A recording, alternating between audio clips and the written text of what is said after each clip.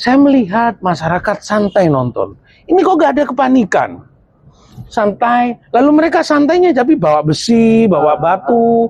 Nah, polisi sendiri baru saya lihat yang namanya polisi barisan Brimob itu jalan kaki tenang sambil menyapu. Loh kok gak ada arahan perintah untuk represif ya? Iya, maksud saya membubarkan karena ini undang-undang. Setelah saya cek kenapa gak dibubarkan, belum ada perintah. Kan perintah undang-undang lebih tinggi daripada perintah komandan. Aksi masyarakat, demonstrasi ya, mahasiswa maupun rakyat itu sudah dijamin oleh konstitusi kita, Undang-Undang Dasar 45, dan diperkuat oleh undang-undang begitu. Nah, sementara di sisi lain ada aparat negara yang itu harus melindungi gerakan-gerakan itu. Ya, jadi tugas mereka lah, kalaupun ada penyusupan, provokasi yang ingin merusak gerakan itu, itulah yang mereka tangkap. Bukan rakyat, bukan mahasiswa yang mereka pukuli sampai mati begitu loh. Jangan hanya makan dari memeras rakyat lah, dewan. Ya katanya Bung Pardede tadi, rezim ini tidak cukup sebagai presiden, menteri juga rezim, DPR RI juga rezim, partai politik juga rezim. Sadar apa enggak? Kami ini hanya sekedar dipaksa untuk setor ke badan. Ya memang rakyat ini yang punya kendali. Pemerintah kita harus serius melakukan langkah-langkah perubahan sebelum gerakan mahasiswa dan kekuatan rakyat melakukan perubahan itu sendiri seperti 98, gabungan gerakan mahasiswa dan kekuatan rakyat itu benar-benar bisa menggulingkan rejim diktator Soeharto pada saat itu.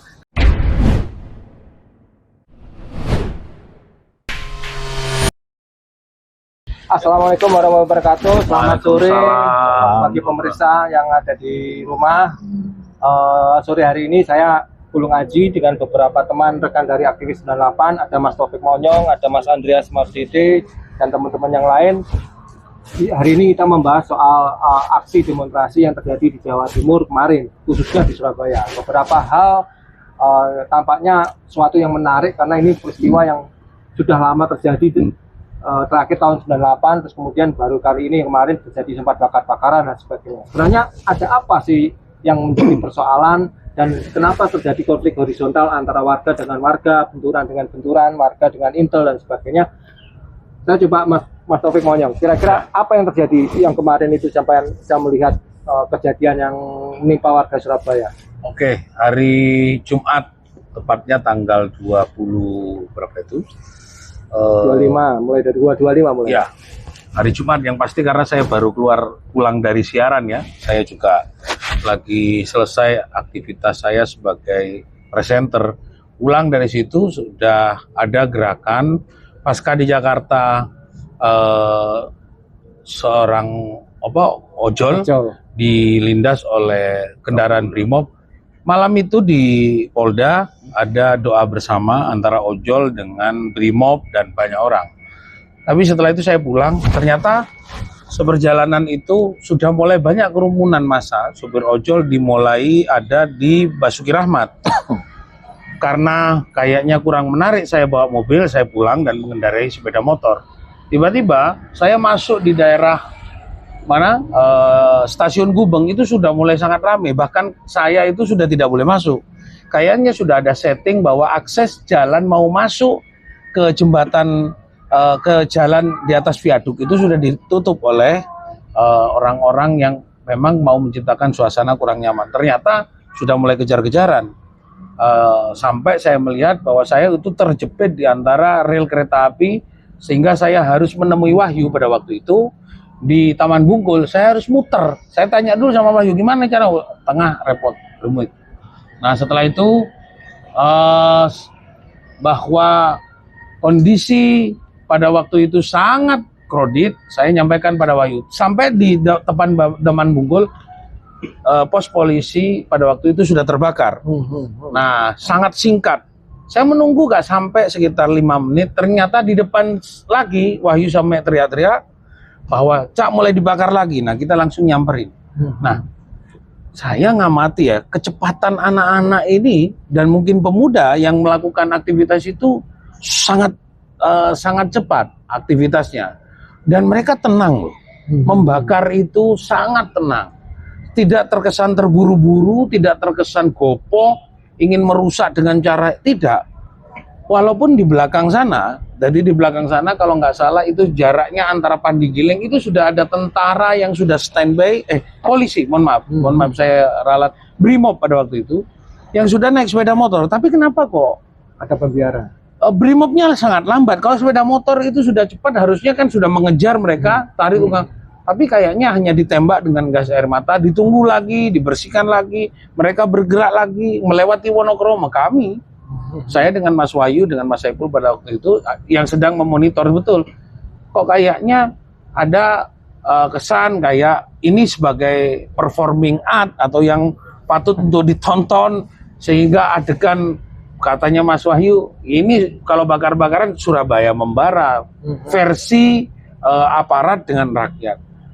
Saya muter sampai di depan Bungkul, sampai di Wonokromo, muter lagi sampai Waru, itu saya udah gak nonton, saya balik lagi dengan Mas Wahyu karena ada kejadian pada waktu itu, kita muter di Ayani melawan arus, karena pada saat itu anak-anak yang bawa bendera partai politik ngambil di jalan, bukan karena partai, ngambil di jalan, mau masuk ke Polsek Wonokromo. Nah, ketika mau Polsek Wonokromo, warga sudah menyerang. Nah, ini kayaknya. Nah, ini apakah memang orang yang demo jam segitu itu kan, kalau Undang-Undang Nomor 9 tahun 99 kata Pak pembuat undang-undang itu adalah pemerintah, bukan kita. Kita seorang aktivis 98 itu kalau sudah ada aturan begitu ya jam 6 bubar. Nah, artinya ini patut kita curiga. Nah, patut kita curiga sebagai aktivis, kan kami curiga loh. Jam segini kok tidak bubar dan tidak dibubarkan. Pak Pardede lebih detail sebagai pengamat dan nah, saya ngamati di lapangan, jam segitu tidak dibubarkan. Bahkan terjadilah antara keroyok mengeroyok antara warga dengan sang perusuh. Batu keluar semuanya. Lalu mereka yang mau masuk ke sana akhirnya melintas kiri, dipukul mundur oleh warga, menggok kiri ke daerah belakangnya Wonokromo, belakang kebun binatang. Kita standby. Saya melihat masyarakat santai nonton. Ini kok gak ada kepanikan? Santai, lalu mereka santainya tapi bawa besi, bawa batu. Nah, polisi sendiri baru saya lihat yang namanya polisi barisan Brimob itu jalan kaki tenang sambil menyapu. Loh, kok gak ada arahan perintah untuk represif ya? Iya, maksud saya membubarkan karena ini undang-undang. Setelah saya cek kenapa gak dibubarkan, belum ada perintah. Kan perintah undang-undang lebih tinggi daripada perintah komandan. Ini loh, maksudnya perintah undang-undang itu lebih tegas daripada perintah komandan. Ada apa? Sampailah saya, ini kita melihat, loh Mas Wahyu, ini sampai jam 11 loh. Sampai jam 12 ternyata kita lewat di mana?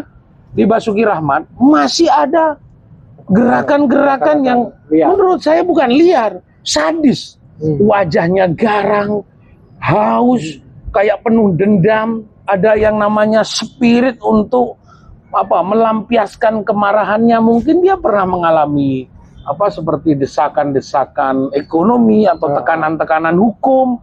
Mungkin juga pernah ditahan oleh aparat lalu juga tidak pernah mengalami. Jadi kayak setengah dendam. Nah, mereka bawa petasan, mereka bawa yang namanya bom molotov. Saya putar balik sama Wahyu. Dan itu bisa disaksikan, saya perlu untuk, karena Mas Wahyu sebagai wartawan dan Mas Saiful, kalau nggak salah ada lagi satu, kita ngelawan arus. Sampailah kita di Gang Setan. Di sana Brimob sudah terlelahkan ya. Kita nunggu sampai sekitar jam 1, jam 2. Tidak dibubarkan.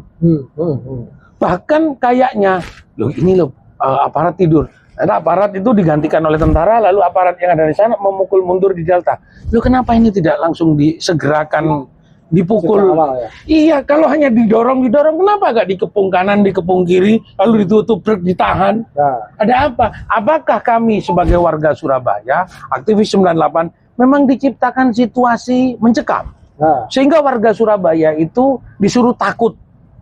Dan selanjutnya kan hari kedua. Ini mungkin saya ilustrasi hari pertama aja ranjangnya kayak gitu. Monggo. Pak Andreas, kira-kira terkait penanganan aksi kemarin, kan tampaknya terjadi bakar-bakar juga. Itu entah itu pelakunya siapa dan sebagainya. Sebenarnya penanganan SOP-nya sesuai SOP apa sih yang dilakukan?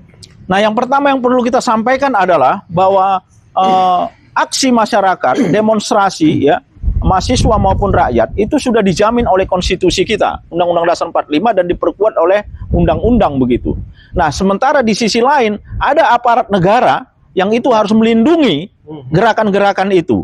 Ya, jadi tugas mereka lah, kalaupun ada penyusupan, provokasi yang ingin merusak gerakan itu, itulah yang mereka tangkap. Bukan rakyat, bukan mahasiswa yang mereka pukuli sampai mati begitu loh. Jadi itu aparat negara itu adalah aparat rakyat. Anda harus mengabdi kepada rakyat. Saya ingatkan kepada polisi seluruh Indonesia, Anda sekali lagi adalah pengabdi rakyat. Oleh karena itu Anda harus mengabdi kepada rakyat, bukan kepada penguasa begitu. Jadi rakyat yang harus Anda lindungi, bukan Anda bunuh begitu. Karena semua pendapatan Anda, pakaian Anda, yang Anda makan, semua peralatan-peralatan di polisi itu semua dari pajak hasil rakyat, keringat rakyat begitu. Sebelum itu ditarik kembali oleh rakyat, maka sudah saatnya polisi itu profesional menjalankan tugasnya. Kalau ada memang provokator, orang yang menyusupi, tangkap itu. Bukan gerakan mahasiswa, gerakan rakyat yang Anda bubarkan, Anda represif begitu. Itu yang keliru. Itu saran saya ke depan ya. Kalau ada pihak-pihak memang yang melakukan tindak pidana dan segala macam, ya silahkan. Tetapi itu harus jelas. Bukan kambing hitam. Sekarang sudah mulai terjadi pengkambing hitaman ya terhadap sejumlah masyarakat sipil begitu. Bukan itu masalahnya. Yang saya katakan tadi, pokok persoalannya adalah kegagalan negara mengelola negara ini. Rezim yang berkuasa gagal mengelola negara ini, bukan mencari kambing hitam begitu loh. Itu tanggapan dari saya tentang bagaimana mengelola menjaga mengelola aksi-aksi rakyat dan mahasiswa begitu. Oke, udah. Ya sebenarnya begini, kalau memang darurat kayak kemarin, harusnya memang intelijen itu mengidentifikasi di mana sebenarnya 2-3 kali itu sudah kelihatan. Oh, ini sasarannya. Seperti di Tegal Sari. Tegal Sari, saya lihat hari pertama itu dijaga ketat. Yang kedua, hari kedua kok tidak dijaga ketat. Bahkan ada semacam misalkan dibiarkan aja deh. Ternyata satuan unitnya sudah hilang semuanya. Gerahadi juga. Nah, di Gerahadi saya tahu sendiri jamnya, detik per detik. Ketika aksi ribut kayak gitu, Bukoviva melakukan dialog, dan saya ada di Polrestabes dengan adik-adik saya GMNI sedang mengeluarkan hampir sekitar 8 orang. Tinggal 2 pada waktu itu. Ternyata Bukoviva bersama Pangdam pada waktu itu. Saya lihat memang mobilnya memang dari, dan adik-adik saya mahasiswa kalau nggak salah, GMNI UNES Satria, merdeka, merdeka. Bukoviva buka pintu itu, dada-dada masuk. Nah, rasanya sudah nggak enak, saya keluar. Ternyata Gerahadi terbakar. Wahyu yang lapor, terbakar. Nah, apa sebenarnya? Kenapa Gerahadi yang begitu banyak orang? Satpol PP Surabaya banyak daripada jaga ngobrak-obrak. Kenapa kok nggak disuruh antisipasi? Ketakutan tak? Semuanya linmas juga banyak. Nggak ada yang operasi. Sama-sama jaga. Kalau semua, mohon maaf ya, Gerahadi segitu besarnya itu tidak ada apar tak? Nah, makanya itu yang alat pemadam kebakaran, ada water cannon. Lah, kenapa apar pada waktu itu kok kayaknya miskin? Sedangkan kalau adik-adik saya demo bakar ban 1, itu aparnya 5. Nah, mohon maaf, ini ada apa? Saya tidak menuduh karena saya tidak punya bukti, tapi saya melihat bahwa harusnya respon ketika begitu apar yang digerakkan. Jangan langsung, kalau sudah seperti ini jadi tontonan. Ini memalukan, pemerintah itu memalukan. Lalu aparat pelayan katanya mengayomi, melindungi dan melayani. Melindungi apa? Kantor gubernur dibakar, tidak ada yang dilindungi. Itu katanya Pak Pari, hati-hati. Ini masih akan berjalan. Ini masih tidak selegas. Ini masih hanya pengampunan pencabutan anggota DPR yang kemarin joget-joget. Belum yang flexing-flexing.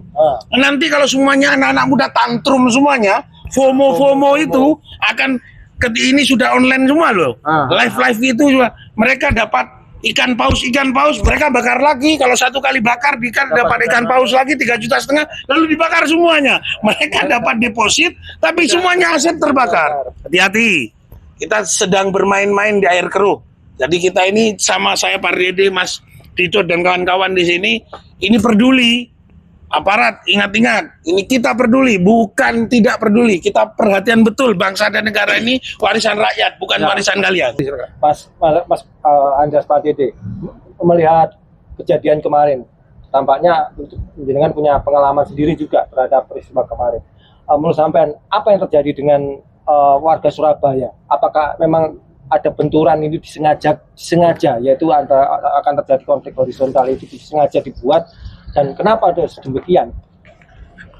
Iya, saya melihat persoalan yang terjadi akhir-akhir ini tidak secara parsial ya. Saya coba menjelaskan ini secara komprehensif begitu. Apa yang terjadi saat ini sebenarnya inilah yang disebut gerakan sosial ya. Gerakan sosial yang terdiri dari gerakan mahasiswa dan amuk rakyat begitu. Saya menyebutnya amuk rakyat. Secara teori ya, apa yang dikatakan Gustav Le Bon, salah satu teoritisi psikologi sosial, dan Emil Durkheim, salah satu teoritisi sosiologi, mengatakan bahwa adanya gerakan sosial, gerakan mahasiswa dan amuk rakyat itu tidak terjadi dengan sendirinya. Itu reaksi respon terhadap kondisi sosial ekonomi dan politik begitu. Apa yang menjadi kondisinya? Sebenarnya akar persoalan yang utama adalah sebenarnya kegagalan rejim yang berkuasa sekarang mengelola negara, sehingga terjadinya kemiskinan ya, penderitaan hidup rakyat, pengangguran, kesenjangan, dan lain sebagainya. Inilah kondisi sosial ekonomi politik kita yang kemarin itu pemantiknya, triggernya itu adalah adanya kenaikan tunjangan gaji DPR, dan juga adanya peningkatan pajak-pajak yang membuat rakyat semakin tertekan hidupnya, semakin mengalami keresahan begitu ya. Terakhir itu pemantiknya adalah terjadinya pembunuhan terhadap ojol yang digilas oleh mobil Trantis Brimob gitu loh. Itu mendorong rakyat semakin marah begitu. Jadi saya kira kita tidak bisa melihat persoalan ini secara parsial, harus melihat ini dari persoalan, akar persoalan yang ada di Republik ini ya. Amuk rakyat, terlepas itu disusupi, diprovokasi, itu akan pasti terjadi. Dan saya sebelumnya di salah satu stasiun televisi di Jawa Timur sudah mengungkapkan itu, bahwa solidaritas rakyat miskin yang sekarang jumlahnya berdasarkan data Bank Dunia itu 171 juta, 60% lebih rakyat miskin kita. Ini jika terjadi solidaritas emosi mereka, ini bisa mengakibatkan kerusuhan, jarah menjarah begitu. Rakyat yang lapar, penyelesaiannya dia harus dikasih makan begitu, bukan direpresif, bukan ditindas begitu. Ini yang harus kita pahami, seluruh rakyat Indonesia harus memahami ini. Kita jangan lagi menyalahkan rakyat yang sekarang sudah susah hidupnya begitu. Jadi ini yang harus kita lihat persoalan utamanya. Tidak begitu saja menyalahkan apa yang terjadi. Oke lah, memang di gerakan 98 itu juga tidak terhindar gerakan-gerakan mahasiswa dan kekuatan rakyat pada saat itu tidak terhindar dari adanya upaya-upaya menyusupi, membuat gerakan itu menjadi chaos, ya ada pihak-pihak yang provokasi. Tapi saya kira itu bukan persoalan utamanya begitu, ya. Seperti apapun kita menjaga gerakan sosial ini, kalau akar persoalannya tidak diselesaikan, ini akan berkepanjangan. Redanya sekarang gerakan sosial ini hanya sementara saja. Ini akan terjadi terus-menerus begitu.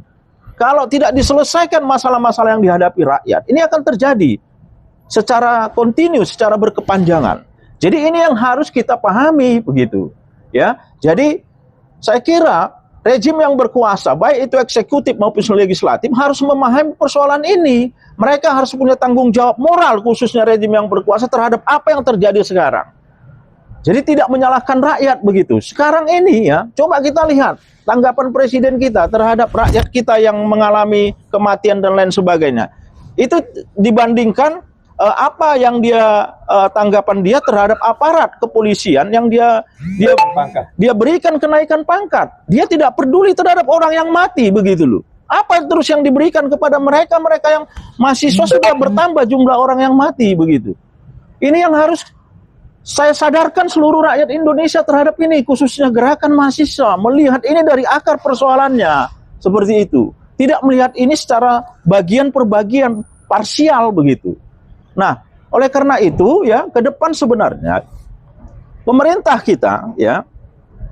kita harus serius melakukan langkah-langkah perubahan sebelum gerakan mahasiswa dan kekuatan rakyat melakukan perubahan itu sendiri seperti 98. Gabungan gerakan mahasiswa dan Kekuatan rakyat itu benar-benar bisa menggulingkan rejim diktator Soeharto pada saat itu. Kenapa? Karena isi republik ini semua sudah KKN, ya sudah KKN, dan adanya ketidakpastian hukum. Bayangkan hukum sekarang di republik ini sudah dipermainkan oleh elit-elit politik kita, begitu loh. Orang-orang yang berduit semua itu bisa membeli hukum, sementara rakyat, ya hanya pelanggaran hukum kecil saja sudah ditindas mereka oleh aparat hukum, begitu.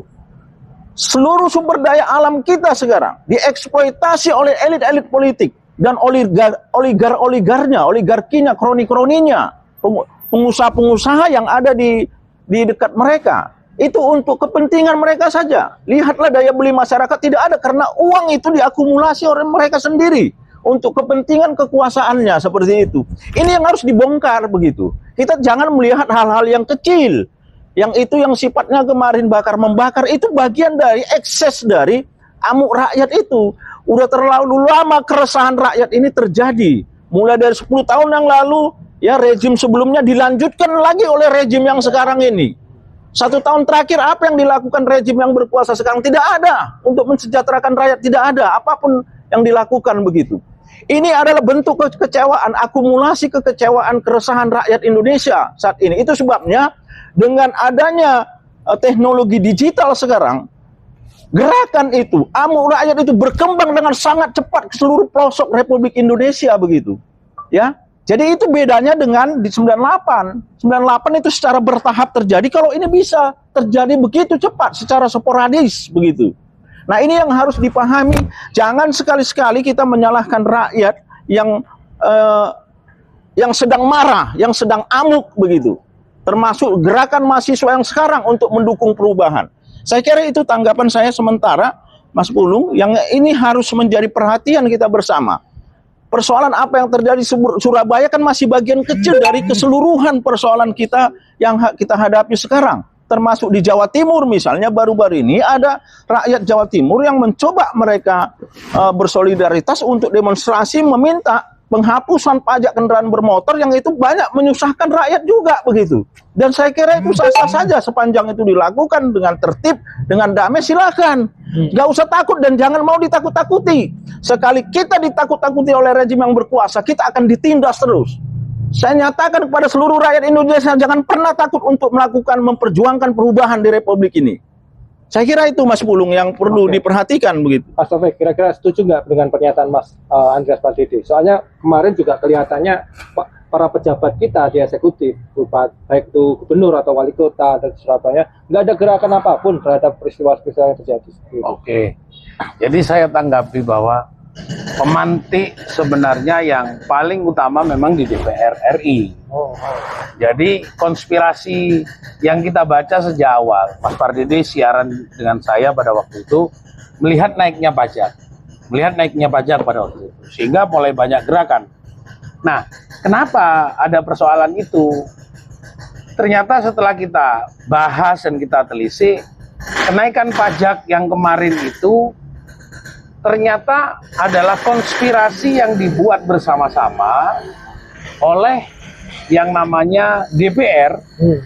Jadi karena keuangan negara yang tadinya sistemnya adalah kedaulatan politik, kemandirian ekonomi, berdikari, itu dirubah, lalu membentuklah yang namanya pemerintah pusat dengan yang namanya Danantara. Semua keuangan kita dikumpulkan bersama-sama sehingga Menteri Keuangan tidak punya uang. Nah, bagaimana mengelola, sedangkan Bu Sri Mulyani itu ada sesuatu, ada kebutuhan untuk mengatur tata kelola keuangan, tapi ternyata bagian besar itu sudah dikumpulkan di Danantara. Seakan-akan Menteri Keuangan tidak bisa lagi mendapatkan dari mana ini pemasukannya. Nah, disitulah Bu Sri Mulyani berusaha untuk mencoba solusinya menaikkan pajak. Tidak mau DPR, tapi akhirnya mau karena disogok dengan 1 hari 3 juta. Ini sebuah ironi. Jangan, kalau saya ini bukan goblok, saya walaupun seniman, pedagang, tahu bagaimana cara nyogok dewan. Sehingga mereka sepakat, oke Bu Sri Mulyani naikin ya pajak ya semuanya ya. Tapi yang penting saya bisa joget-joget 1 hari 3 juta. Tambah 50 juta. Nah, uang rumah kita. Disitulah yang menurut saya jelas akhirnya amuk massa, kekecewaan kami ini. Terus terang ya, apa sih kurangnya pemerintah itu? Pemerintah itu makan enak dari kita. Jadi yang bisa pejabat-pejabat yang plat merah itu makan dari masyarakat seperti kita semua. Lu kok masih yang sudah cukup? Harusnya pemerintah itu memikirkan. Inilah tadi saya ngomong sama Dodi. Dot, kita ini membela negara apa membela bangsa? Kalau membela negara itu Bung Karno dulu sama Bung Hatta memerdekakan Indonesia itu membela negara. Kalau membela bangsa itu membela ibu-ibu itu loh, disejahterakan. Mulai dari Sabang sampai Merauke itu orang-orang di Jalan Raya Darmo, disparitas kan, pejabat-pejabat semua, bahkan orang-orang asing yang punya.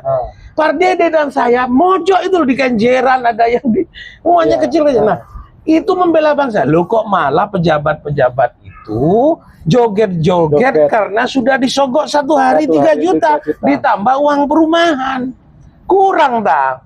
Nah, kembali lagi kepada persoalan. Siapa yang punya kader itu? Pak Dede? Bukan. Partai politik, oligarki yang punya tanggung jawab secara moral kepada anggota dewannya yang secara mentalitas dan moralitas tidak bermoral. Tapi dia lintah darat, jamur kulitnya negara. Nah, akhirnya terjadilah gerakan seperti ini. Nah, kenapa masyarakat itu sepertinya ada, saya katakan tadi, bahwa ada yang namanya kekecewaan yang akumulatif. Kecewaan yang akumulatif. Sudah kena bayar pajak, sudah kena double-double, lalu kena diskriminasi, bahkan kadang-kadang dana bantuan pemerintah itu tidak tepat sasaran, kelompoknya mereka yang kaya. Tapi kita di Surabaya itu pajak. Yang kedua, kenapa pemerintah tidak keluar? Katanya wali kota Surabaya, katanya gubernur, wakil wali kota, kemana mereka? Satuan-satuan keamanan penjaga kotanya mana? Pol PP, Linmas, BPBD, kok gak ada di jalan? Ketika chaos, malah kita yang jaga. Disuruh kita jargon. Wah, banyak teman-teman kita yang aktivis 98 itu ngomong jaga Surabaya. Kemana dia waktu kerusuhan pada waktu itu? Tidak ada saya melihat. Mohon maaf kasar ya, mungkin berak kucing lebih enak lah dicium daripada aktivis mereka dengan omong kotornya di media. Berak kucing masih sedap. Artinya kawan-kawan ini pahamlah, jangan hanya makan dari memeras rakyat lah, dewan. Ya katanya Bung Pardede tadi, rezim ini tidak cukup sebagai presiden, menteri juga rezim, DPR RI juga rezim, partai politik juga rezim. Sadar apa enggak? Kami ini hanya sekedar dipaksa untuk setor kepada, ya memang rakyat ini yang punya kendali. Ya, jadi saya mau menambahkan begini. Kalau Prabowo ya, Presiden Prabowo memang serius mau melakukan langkah-langkah perubahan, itu harus mulai dari dirinya. Karena dia pimpinan paling tinggi di Republik ini. Pertama, langkah pertama yang harus dia lakukan adalah memangkas separuh itu kabinetnya. Karena kabinet sekarang udah terlalu gemuk. Ada tambahan lagi, Bu. Ada Dewan Perburuan sekarang. Iya, itu ada lagi itu Badan Otorita Pembangunan Pantura itu. Ada lagi ya. Kementerian untuk haji. Iya, jadi ini ditambah semua. Jadi uang rakyat, pemborosan uang rakyat sebenarnya pertama untuk itu, membiayai kabinet rejim Prabowo ini yang begitu besar begitu. Saya usulkan agar itu dipangkas separuh, paling tidak 20-25 menteri kelembagaan. Tidak boleh lebih dari itu. Supaya anggaran yang harusnya untuk membiayai itu dikembalikan ke rakyat lewat program-program yang itu berkaitan langsung kepada kesejahteraan rakyat, untuk kesehatan, untuk subsidi kesehatan, untuk pendidikan dan lain sebagainya. Itu yang paling penting. Jadi saya khawatir selama ini Pak Presiden ini dibisiki oleh pembisik-pembisiknya. Itu sesuatu yang tidak benar begitu. Mereka membisikkan mungkin Indonesia ini baik-baik saja. Seharusnya Pak Prabowo saatnya turun itu ke bawah. Lihat itu rakyat yang sekarang miskin, menderita begitu loh. Tidak punya daya beli, pengangguran yang begitu besar. Gitu. Jadi saya kira perubahan harus dimulai dari rejim yang berkuasa, yaitu Pak Prabowo begitu. Dia penguasanya. Dia pemimpin tertinggi, penguasa di Republik ini. Mulai dari dirinya. Kalau dia tidak mau melakukan penghematan besar-besaran dari dirinya, maka sebenarnya tidak layak lagi rakyat mengikutinya. Oke, Anda dipilih secara legal lewat pemilu, tapi itu hanya mekanisme suksesi saja.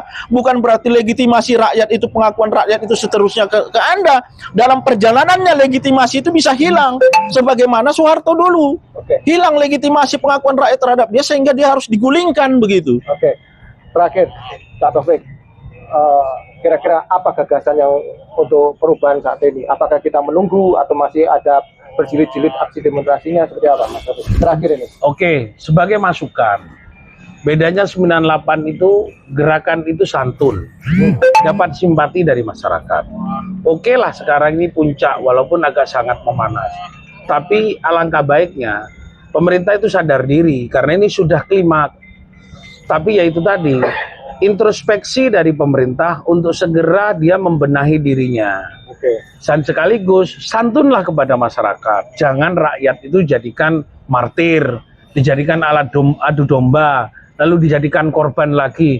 Seakan-akan tanpa ada korban, kayaknya tidak ada perubahan. Ya, apa kedua, tolong kepada masyarakat betul-betul memberikan saran dan usulan itu dengan cara yang sopan. Dulu 98 itu orang teman-teman dipukuli diam. Benar. Tidak ada. Karena apa? Kita ini kan membangun sesuatu itu butuh perjuangan yang besar, effort yang besar. Dan kepada aktivis, tolonglah pemerintah. Adik-adik saya mahasiswa itu adalah ayam-ayam jagonya negara. Ayam jagonya negara. Dalam konteks seperti ini, Pak Dede dan kita semuanya, tanpa dulu kita jadi mahasiswa, tidak mengkritisi. Sumbangsi ini kayaknya tidak ada, paling saya mah jadi tukang, jadi apa. Tapi keterpanggilan saya, Pak Dede, Mas Didot, lalu Mas Hen, ini karena kita ini dulu ada ayam jagonya negara. Nah, jangan nanti adik-adik mahasiswa dipukuli sampai luka kemarin di Polrestabes karena bentrok antara kelompok geng motor, kelompok mahasiswa dianggap juga geng motor. Tolong aparat bisa bedakan, bisa mengidentifikasi. Kalau tidak identifikasi berarti sistem intelijen dan tim intelijen dari aparat kepolisian dan tentara gagal membaca peta dan tidak tahu angle bagaimana menyelesaikan masalah di Jawa Timur dan di Surabaya dan seluruhnya mulai dari Ngawi sampai Banyuwangi. Gitu. Ya, saya tambah ya, terakhir dari saya ya, saya menghimbau kepada seluruh rakyat Indonesia maupun gerakan mahasiswa harus tetap melakukan gerakan-gerakan sosial untuk memberikan kritik masukan kepada yang berkuasa, rejim yang berkuasa, agar rejim yang berkuasa mau melakukan perubahan. Tanpa tekanan, tanpa kritik dari gerakan mahasiswa dan kekuatan rakyat, perubahan tidak akan terjadi.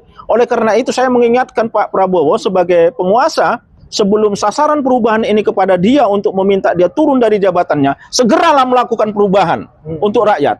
Kalau tidak, sasaran perubahan ini akan meminta dia turun dari jabatannya.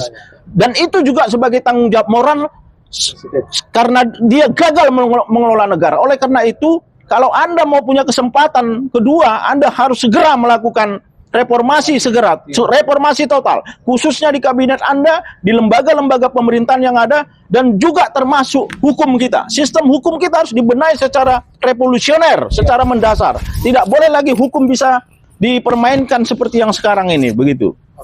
Oke, terima kasih pemirsa atas perhatiannya.